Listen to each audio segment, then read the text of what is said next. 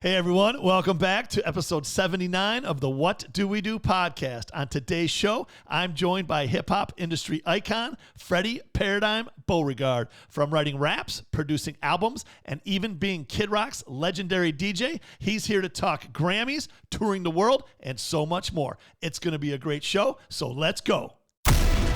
Welcome to What Do We Do?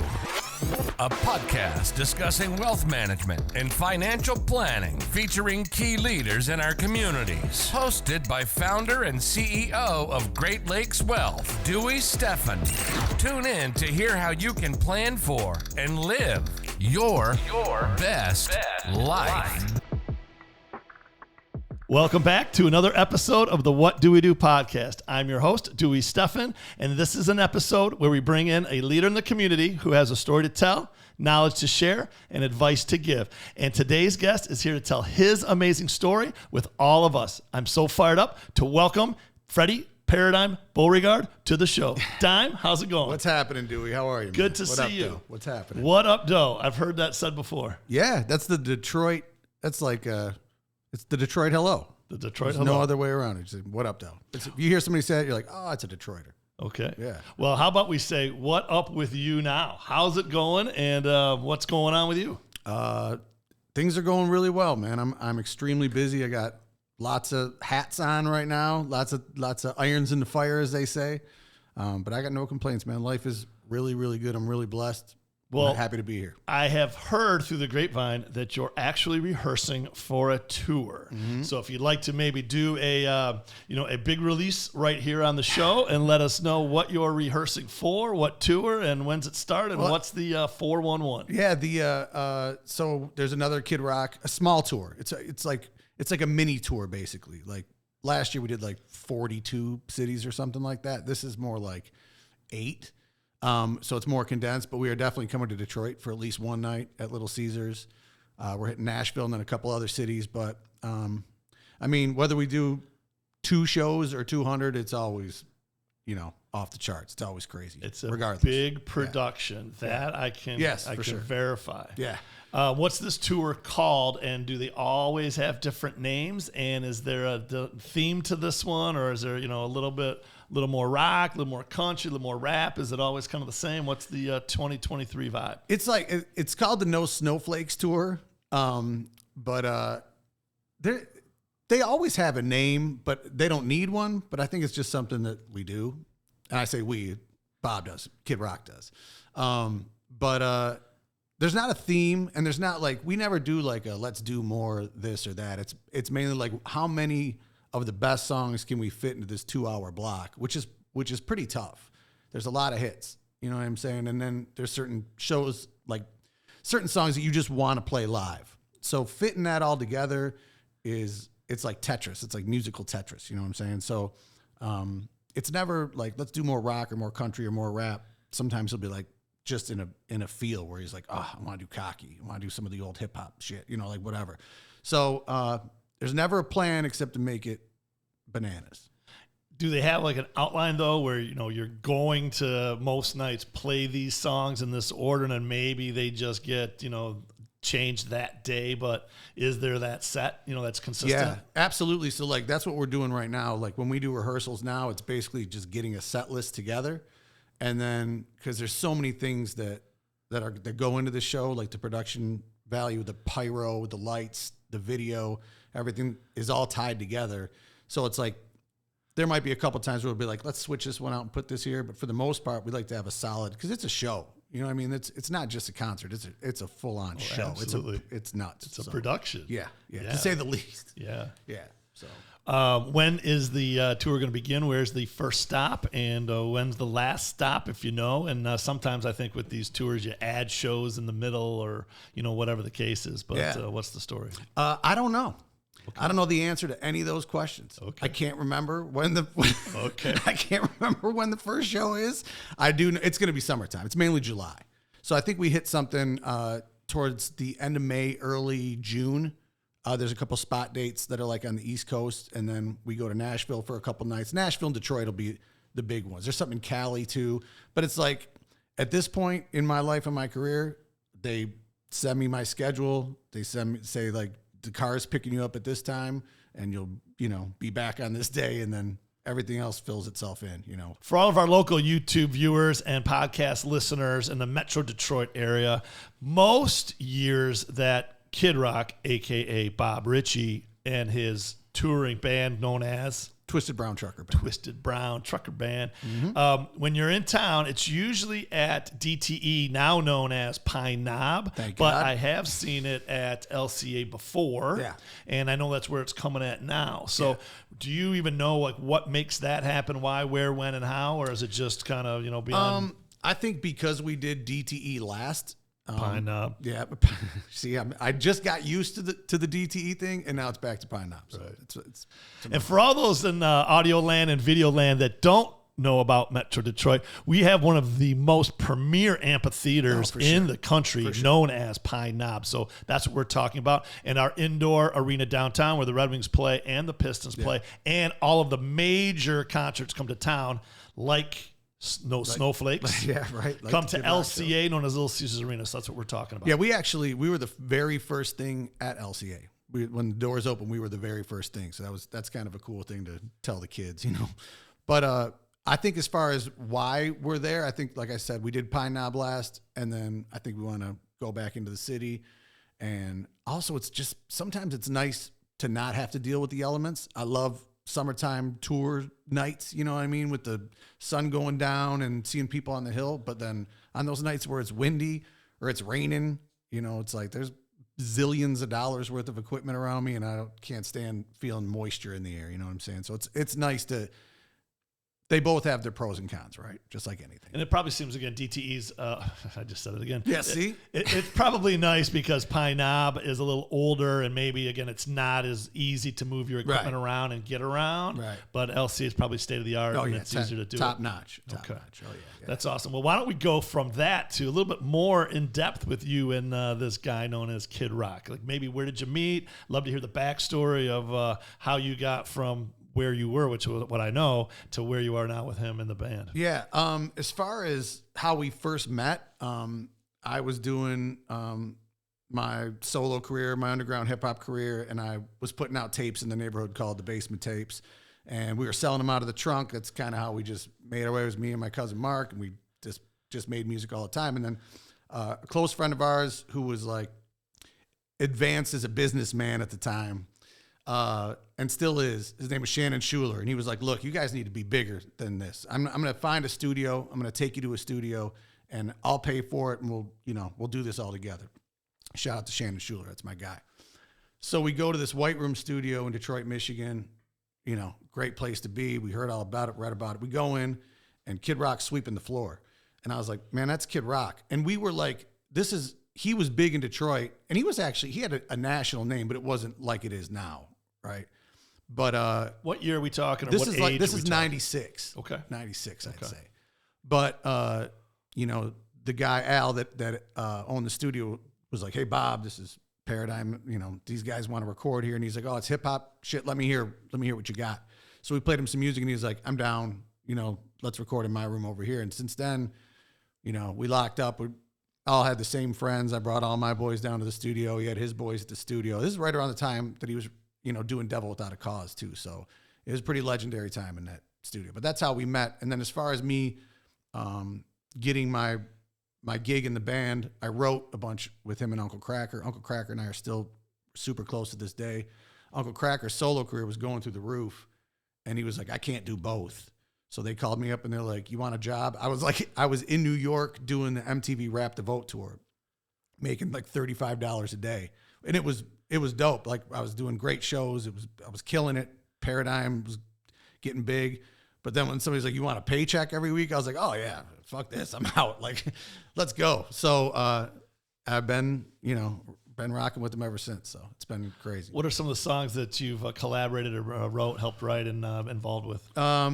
Mainly all the hip hop stuff, but like Cocky, Hillbilly Stomp, American Badass, Forever, bunch of Cracker stuff like Heaven. Cracker and I still write to this day a lot together. So it's been a ton of stuff. Low life. I mean, I've written on a lot. If I was in the studio and there was a pen close by, I'd find my way to be like, oh no, I got something for that. Like, what about Tristan Brown, Trucker, in general? The musicians, maybe don't get all the credit they deserve, because from my perspective, it's one talented crew. It is. There's no. I mean, this last tour that we finished this past year. Hands down, the band's never been as tight as we are now. And it's the musicianship is out of this world. The camaraderie. I mean, we're a family. We always have been.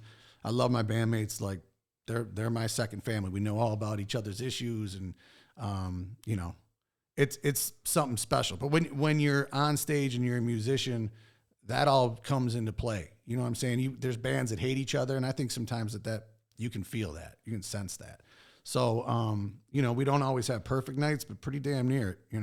We're extremely tight and good at what we do, no question. And it seems like the band's been around, quite a while together. Yeah. Maybe there's a person that comes and goes, but it seems like every for time. The most part. I mean, we've been a solid core for now, probably close to 20 years. Yeah, I mean, there's from the very beginning. There's the original members like Jason and Stephanie and Jimmy that have been around since day one. Then I came in, and then Aaron came in, and a couple guitar players changed. Marlon came in, who lives right down the street, by the way. So does Jimmy. So do you. Yeah, not too far. But yeah, man, it's been crazy. But we're all super tight, and they're some talented sons of bitches. There's no question about it. When you do rehearse, you do it here in town in a studio, or you guys do it via Zoom? How does that happen? Is everyone all over the country? We have a warehouse space in the area that's got the whole stage set up. Sound. What's the address? Lights. 1313. Hell no. But yeah, so we all meet up there. Our gear's all set up. We can just turn the system on and do our thing. So what would be, you've been all over the world, my friend. Yeah. You've been all over the world. So maybe what would be an amazing moment, or one that comes to mind, amazing moment or two, from your travels? Yeah, I mean, being able to play the Grammys, it was beyond cool. All the MTV VMAs and stuff like that. We did all summer long with Lil Wayne at the VMAs. We did the European Music Awards. I mean, we've done all the, like Letterman, Kimmel. We've done all those shows, which is always a blast. But I think the coolest thing, going to Europe was insane, and being able to, just see the world. But going to Iraq and Turkey and Germany and playing for our troops was for sure. And I know that sounds like the nice answer that everybody wants to hear, but it for sure was mind blowing to see like those men and women out there. And I will tell you one really cool thing too. When they take you overseas and they take you to go play for the military, they don't take you to where it's dangerous. It's dangerous, but they don't take you to the shithole, right? And I will tell you that Kid Rock himself told them, I don't want to go to the cushy places. I want to go to where it's dangerous. I want to go play for the people that are really up there. And they call it the tip of the spear. And they were like, look, man, if we can't, it's not the same thing. And I got videos and pictures. We flew on Blackhawks, and there's fires down below us, and we got cats all around us with machine guns. And we went, and it was intense, but I don't think I've ever seen a crowd so crazy and so excited to see a show either. But that's mind blowing. You know what I mean? We had to do this thing called a moonlight takeoff. So we're in this plane, and we're all strapped up with flak jackets and whatever. They shut off all the lights in the plane. And when you take off, it's not like, all right, we're take off and, get your drinks and sit down. It was like buckle in and you went straight up, because they don't want you to be able to get shot down or whatever. But it's creepy as hell, but quite an experience. When those things go on, and whether it's, doing that or even more local where Bob just wants to, I don't know, mix it up or do something, are you all on board all the time? Like, hey, we're all behind him? Or are you like, oh no, what's he doing now? What are we getting into? I think both. Okay. Both, there's that's my guy. And I've done all kinds of amazing things in my life, because of the relationship and the work that I've done with him. And, I got his back no matter what. But there's sometimes where I'll be like, what? You know what I'm saying? Like, what are you doing? We're doing what? It's called what? But I mean, it's one of those things where it's like, that's just like anything else. Like you ever been in a bar fight and your boy goes in, you're going in with him. You know what I mean? So, maybe when you're 21, you're going with them. When you're 31, you might go a little slower. By the time you're 51, you're like, 51, hey. you're like, look, Good luck with that. I don't pal. even go to the bar. I can't even remember what it's like at a bar. So Right. I got you. And I guess for our listeners and our viewers, I believe it's true, but would you say that Kid Rock, he is authentic? And again, he can be polarizing, and he's certainly, had issues in the Metro Detroit area, and he's chosen, to, again, make his comments public. And so I don't think it's a show. I don't think he's doing it for, publicity and all that. I think he's being true to himself. And I guess for our listeners and our viewers, maybe talk about that for just a minute, and we're going to segue on to some other important topics we got to get to. But just again, let our viewers and our listeners know he is authentic, and whether he's on the right track, on the wrong track, or what his point of view is from your perspective. As far as the right track and the wrong track, that's not even the question. The answer to the question is yes, he's authentic, and yes, he means what he says. And he means what he says. Keep this in mind, though. He is a human being. So just like I might mean what I say when I'm mad about something, I might mean it. But a couple minutes there, I might be like, I probably shouldn't have said that. But oh, well, But he's doing it in the public light, right? But he means what he says, and he's authentic. And he stands by his word. And, he's 100% real cat. But he seems compassionate. He seems authentic, genuine, and truly a lover of people. He's got his, his opinions on things. I'm sure we all do. Mm-hmm. But he seems that, again, he's not trying to, divide. It seems like he is trying to bring people together, at least most of the time. Yeah, for sure. Absolutely, man. He's a good person. He's got a good heart. He's a giving guy. Yeah, absolutely. All right. Well, Bob, good luck leading the tour, and to the rest of your cast. Better have their back, my friend, okay? All right, so we're going to segue over to Paradime. You heard of this guy? I actually have. Okay. I see him quite a bit. AKA Dime. Okay, we're going to shore it up a little bit. So let's talk about you a little bit. And again, those early days, I know for all of our local listeners, our local viewers, you're a CC boy. That's Catholic Central for all those home gamers. Yeah, let's Detroit, talk about that. when it was the Redford CC. There was a time before Redford even before, right? Yeah, it was Outer Drive first in Detroit. And that's why it's Detroit CC. Okay. And then it was in Redford when I went there, and now it's in Wixom. Yeah. Yep. And I'm familiar with the Redford days. That's I guess that's where you cut your teeth, right? So 14200 Breakfast Drive. My man. Okay. Well, I knew you were an athlete back in the day. So let's talk real quick about how you were, on the Richie Cunningham path. Go look that reference up on Google. Right? But that, again, you were an athlete, Catholic Central, which is a Catholic high school, and you were on a path, of wearing a suit and tie to school, or a blazer and a tie to school every day, to now you just, you won't take crap from nobody, and you'll get in that bar fight. So let's talk about those early days, and then how you got into hip hop and all your amazingness. I want everyone to know about just the decade you had, like, leading this town in the hip hop journey. Yeah, it's been crazy. As far as like my upbringing, came from an amazing family, Catholic, church every Sunday. My mom and dad are good people. I have two awesome sisters that support me and are amazing. Couldn't have a better life upbringing. And it was important to my mom and my dad and my sisters that, we got proper education. So we went to Catholic schools.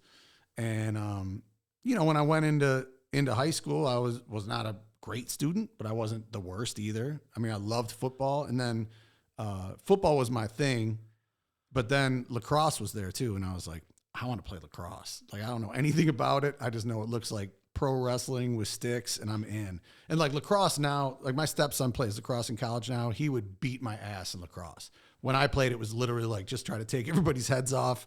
And so it was more of a brutal sport then. Now it's a lot more finesse and speed, and I wouldn't even be able to hang. But so yeah, I loved sports. I messed around a little bit, but I was a pretty good kid. But I loved hip hop. I was always drawn to hip hop. Drew graffiti in my notebook. Even before that, in like fourth grade, my cousin and I were into breakdancing. So I fell in love with the music and the culture and its elements way early. and just, it was always my thing. And then, like you said, in high school, sports was my thing, but always hip hop, always. And then I actually went to Northwood University on a lacrosse scholarship.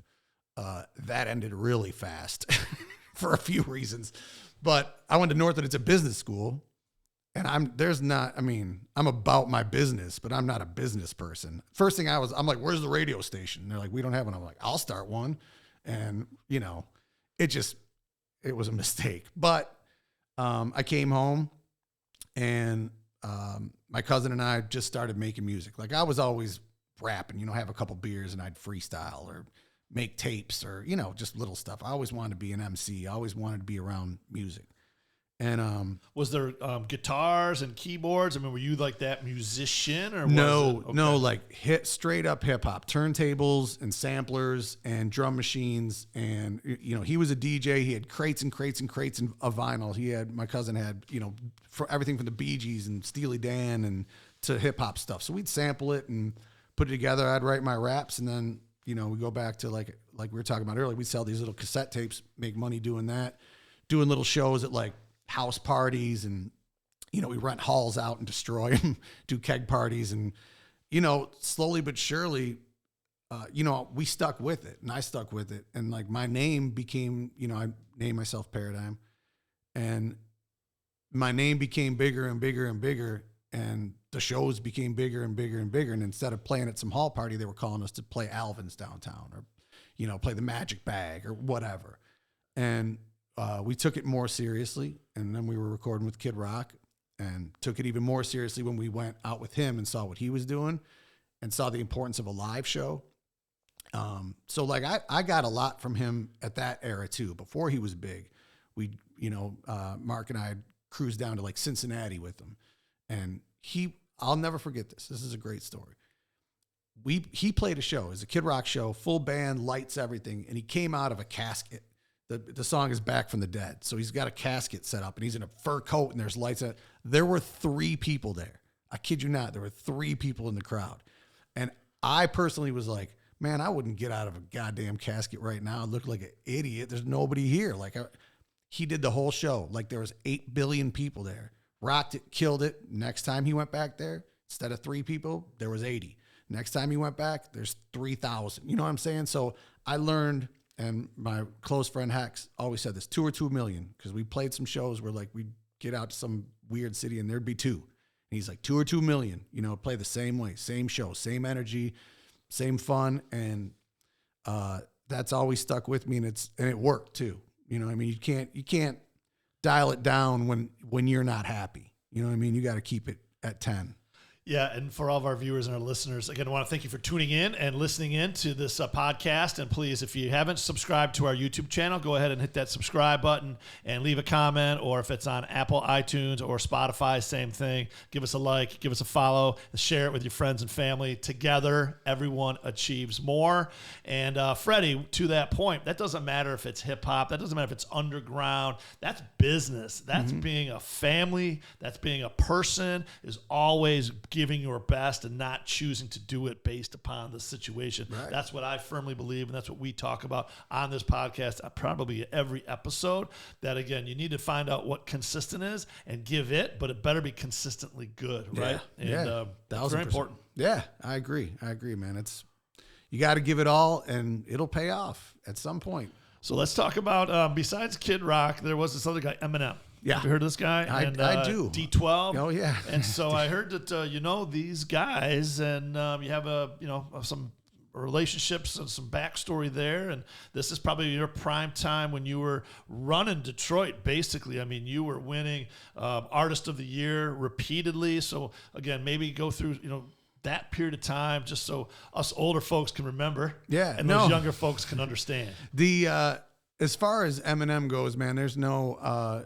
we were never close. We didn't hang out with each other. We did a couple gigs together. I've always respected and admired his work. There's nobody, I'll never, ever in my entire life say a bad word about that guy. He is insanity, always has been. And talk about somebody that's always been consistent and raised the bar. There's not even anybody in the ballpark. The D12 members, I was really close with a lot of those dudes. Proof, who passed away, a good friend of mine and a mentor. Bugs, that was an original D12 member, also passed away. Great guy. But Denine Porter produced a bunch of music for me, still does. Bizarre, Con Artist, Conniver, Swift, those are all my guys. And like, it was like this alumni, well, I call it alumni now. It was like this group of people. It was Friday nights at St. Andrews. And it would be, if you could see now who was there in 97, 98, 99 as a hip hop fan, people's heads would explode, because DJ House Shoes is DJing. He's legendary and worldwide known. And the dudes from Slum Village are over here, and the dudes from D12 are over here, and I'm over here. And I could go on and on. Hush. And it was crazy because we had no idea what we were surrounded by. And then you would turn on the Grammys or something 2 years later, and you're like, holy shit, it's St. Andrews on stage. It's crazy. But yeah, man, and it's just been, it's a different thing because everybody's genuinely cool. There was a lot of fighting. It was Friday nights, but it was never amongst crew members. You know what I mean? It'd be people that were, shit happens. But when it comes down to it, it's a really solid group of people that all were connected through creativity and through what they did. And I'm still friends to this day, man. It's a pretty cool time. Pretty cool. Well, that's awesome. And I had heard a few of those stories, and it brings back great memories every time, just bring those things up, the nostalgia that kicks in, you know what I mean? Man. It's great. But so let's talk about your solo career, and let's talk about your albums. Let's talk about the things that you're doing now. And I know you're also, I want to say progressing, but you're transcending. But before we get into that, let's talk about back in those days. Again, your solo career, your albums, just all of your, your wants, wishes, dreams, and realities. Yeah, I mean, my first record was called Paragraphs. It came out in '99, and it was a big deal. Like, I didn't think that it would be. I thought it was cool that I was doing a record, but all the local magazines and newspapers, like, the News, the Free Press, the Metro Times, Real Detroit at the time, my face was all over all that stuff, and I was like, whoa, okay. And then things got bigger, and my name was popping up in, national magazines and stuff in Europe, and it was really a cool experience. I don't think that I really got what was going on at the time. I don't know if I was arrogant or dumb or both, but I look back and I was like, man, I would have done things a little bit differently. I would have been a little bit more strategic and a little bit smarter, but I was just like trying to get the bag. I was trying to get money every week. Like, let's go play the Blind Pig in Ann Arbor again, because it's a good paycheck. But, I was just playing the same places over and over again because I was like, I don't want to work. I can make music now. This is cool. So the second record was Vices, and talk about a cool night. Like, we did the State Theater, which was a big deal to do the State Theater at my level. And I was really against it. I was like, that's too much. It's too big. There's no way we're going to fill it up, and it's going to look stupid. I don't know. And I didn't come out and look at the crowd. I didn't go out, didn't leave my dressing room, had some great openers and whatever. And people would come back and be like, what up, dude? Man, it's crazy out there. And I was like, yeah. And I didn't see the crowd until the curtains open. And I came out of a Porta-John, which is a whole nother story. We had this cool setup that looked like a junkyard, but we rented a Porta-John. I don't think we ever paid for it, still to this day. But we had smoke machines, and I came out of a Porta-John for the first song, and that was the first time that I had seen, we sold out the State Theater, and I was like, holy shit, man, this is real. And from that time, I just kept doing my thing. Like I said, I wish that I had been a little bit smarter and played my cards a little bit differently, been a little bit more serious about it. I think I was having a little bit too much fun with it. But what age were you at that time, would you say? So probably 25 or something like that. Yeah, probably 20.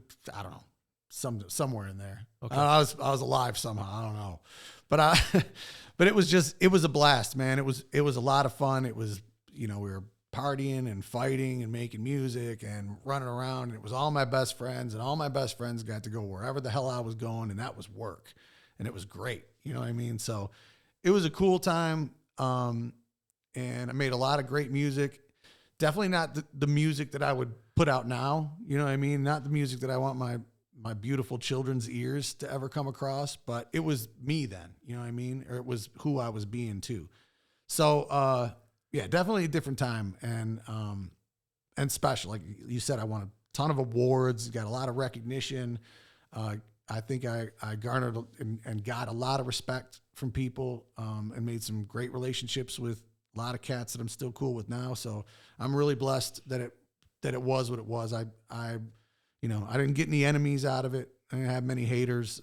I think people appreciated what I did when I was doing it. So what would be one or a few of your most memorable or most, I guess, prized awards, or accolades that you got back then? There was the Detroit Music Awards was always a cool thing. And winning any of those was cool, but I got Album of the Year, which I think wasn't even part of a hip hop category. I think it was just like Album of the Year. And that was for Vices. And that was a little bit mind blowing.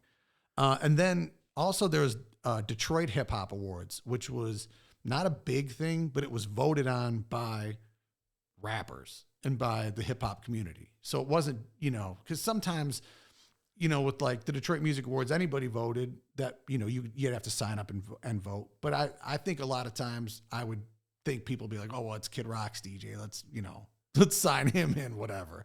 Detroit Music Award or Detroit Hip Hop Awards was rappers and DJs and MCs that were part of that collective, like I was talking about.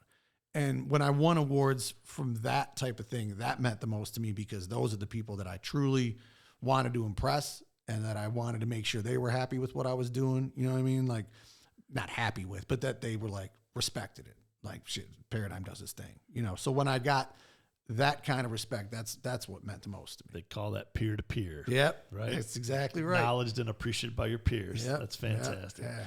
When did your current family come into play? When did your wife come around, or did you have to go and beat her over the head with a stick and drag her back to the cave, or she's running? She might still be running to this day. I'm not sure. Yeah, but, she's like, oh God, no. But, no, we had been friends for a long time. It's a really long story, but beautiful. We really got together like in like 2012, 2013. And I don't know what I would have ever done without her. Like people say that, like behind any good man is a woman, behind every king is a queen. And with all those stories and all that sloppiness that I just talked about, it was like she came into my life and was like, cool, that was awesome. But if we're going to ever move forward, I want things a certain way, not in a bitchy way, in a phenomenal way, in a solid way. Like, look, hey, I will never stop you from doing your thing, but this is my thing. And I respected it, and I wanted to be with her, and I still to this day, and I said, on my Instagram when I post on her birthday, which I know is cheesy, but I mean it. She saved my life for sure, because I was definitely going down the wrong path. It was, I was having the time of my life. I thought I was, but I'd make music during the day, and it'd be, noon, 12:30, and I'm making a beat and be like, yeah, I'll have a beer, like just now when came this beautiful podcast studio, by the way, coming here, and the engineer's like, yeah, if you want a bourbon, there's a bourbon right there. Are you kidding me? 10 years ago, I would have been like, yeah, bro, set the bottle up. Right. Let's go. Right. And it's just a bunch of switches flipped in my head. And because of her, and she definitely, she's an amazing woman, amazing mother. She was a mother before we got together. So she brought her son into the mix, who I love and support. I told you he's a lacrosse player, very proud of him. And then we had our first son together, Louis, who's 8 now, and then our daughter, Annie. And my God, daughters. Do you have a daughter? I do. My dude, 13-year-old 8th grader, and she is the star of the show, Jillian. Oh, Daddy's always loving, but Daddy's always watching. Yeah. Did she take her amoxicillin? My daughter won't take her amoxicillin. I don't know why. Anyway, but my family changed my life in the best way. I'm still the same person, but I make decisions based on their well-being first. And it's worked out phenomenally. It's not like when you say that, it almost sounds like I'm sacrificing, but I'm not sacrificing. It's not a sacrifice. It makes sense to me now. And all the things before it, I look back and I'm like, what the fuck were you thinking, dude? But if it wasn't for those mistakes, I wouldn't be here. So, Well, again, I think in any relationship, it's a team effort, Yeah. right? And so for it to be successful, there's obviously communication, trust, and respect. But also, you have to be good teammates. You have to be there to lift each other up, pick each other up when you're down, and it's easy to say, hard to do. But when you have that relationship, there's nothing better out there, right? No, for sure. There's and it makes it that much crazier that when I do have to tour, when I do have to go places, I can't stand it because I love being with them. I want to be with my family all the time. It's the greatest place in the world. They're awesome. And yeah, man, I've everything to owe to her. Everything. There's no question about it. I don't say that to just be nice and be sweet. Like she fucking saved my life and is the jewel of my existence for sure. Well, give her a shout out, and you obviously did on Instagram. I'm sure you'll give her some more. Always. Mother's Day's coming up, Wife's Day's every day. Yeah, I'm gonna get her a what would Dewey do coffee cup. Fantastic. Well, we'll try to do even a little bit better than that, okay? All right, well, listen, we're going to segue into a part of the show that I love the most, and I think our viewers and our listeners do as well. As you know, this is the What Do We Do podcast, as you just said, but every once in a while, Freddie, people get sick of hearing what do we do, and they want to know what someone else do. So this is your show, this is your time, and we call it What Freddie Do. And what that means is, what would Freddie Paradime Beauregard go back and tell his 18-year-old self or other 18-year-olds out there today to live their best life?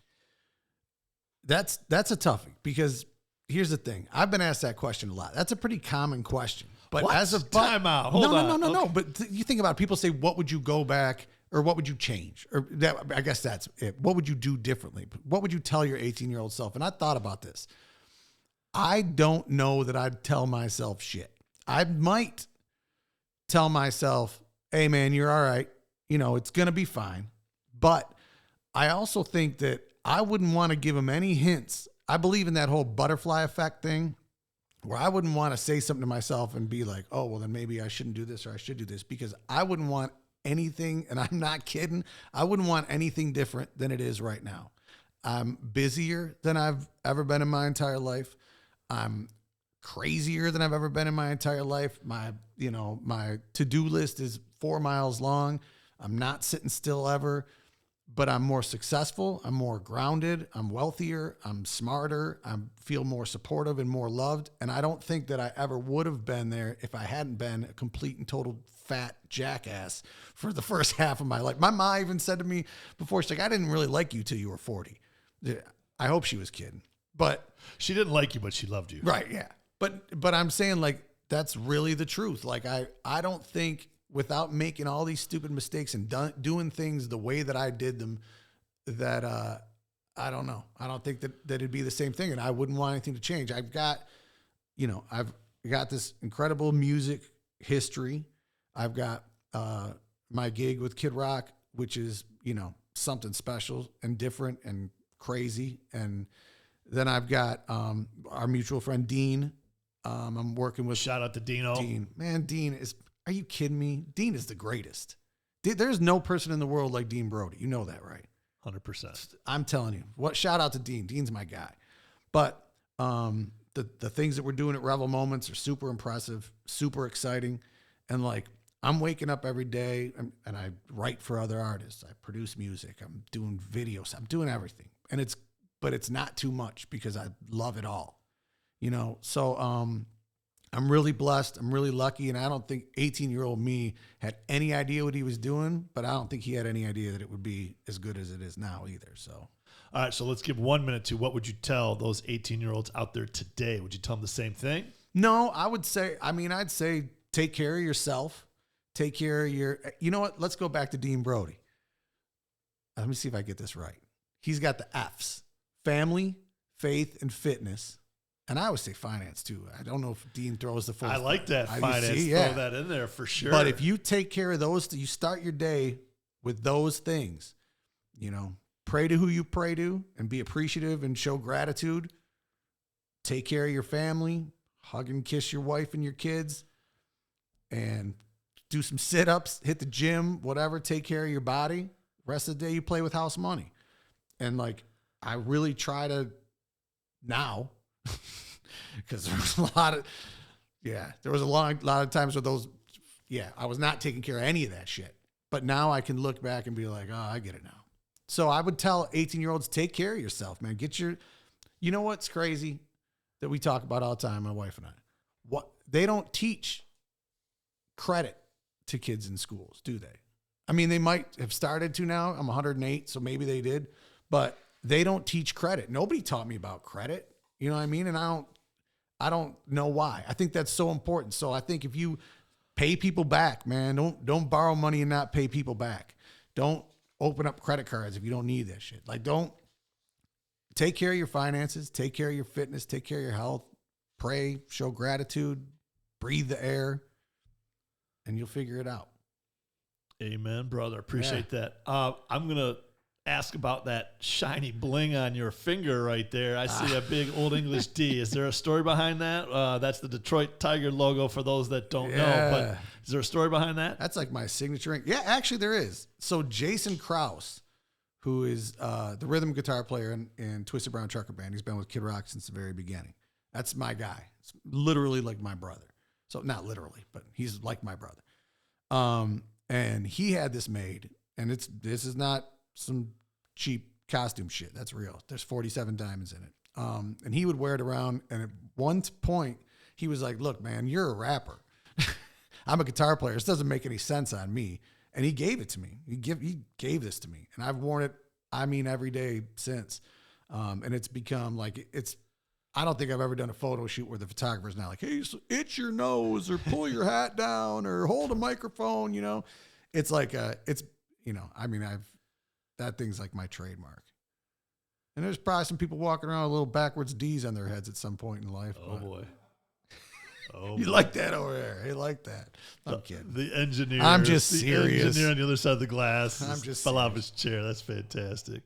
Well, it's special. We're going to slowly but surely wrap up the show today, Paradime. But before we go, what else would you like to tell our audience about what you're doing now, what's coming next, and then just something we may not have touched on today that we want to make sure we do? Yeah, I don't know. I putting a lot of time and effort into the work at Revel Moments. I think people go follow Revel Moments on your socials and check it out. Really cool platform where athletes and soon-to-be artists can communicate and talk to their fans, and fans can experience a more humanized version. So it's not just like, hey, why do you shoot your three-pointer like that? It's more like the athlete themselves. Like, what do you miss about home?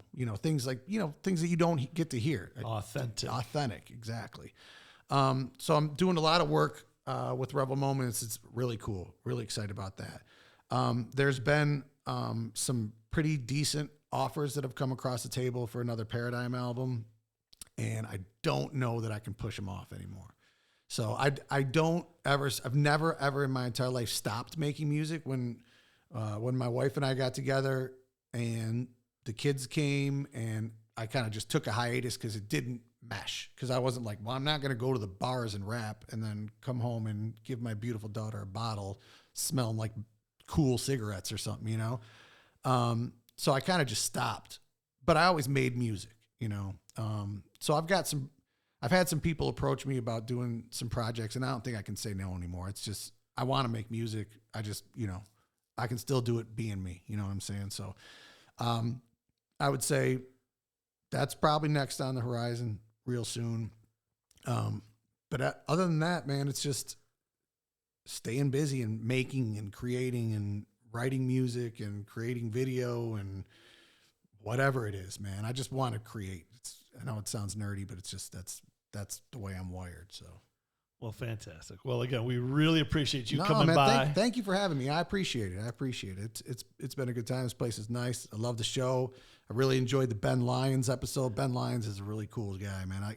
I really watched that and enjoyed it, and then I watched more. It's been great. So you have a great show, man. Congratulations. Well, thank you again for that. We really appreciate it, and it takes guests like you to make it happen, And so where can our listeners and our viewers find you on your socials? They're just... I spell Paradime, Paradime. So Instagram, Twitter, that's just @Paradime. I'm there. Right now it's mainly just pictures of the daddy-daughter dance and stuff like that. Well, there'll be some breaking news about the next album maybe coming out shortly. And then, the concert tour again is coming around. That is No Snowflakes. Yep, coming to a city near you, probably in the month of July. Yep. And from there, we'll keep in touch and we'll let everyone know what you're doing along the way for the rest of your journey. Fair enough? Absolutely. Awesome, man. Thanks for All having right, me. Freddie Paradime Beauregard, thanks for Absolutely. coming on in. And this has been episode 79 of the What Do We Do podcast. And as I always say, live your best life, be radically generous, a great big booyah to ya. And this has been episode 79 with Freddie Paradime Beauregard, but we're just getting started.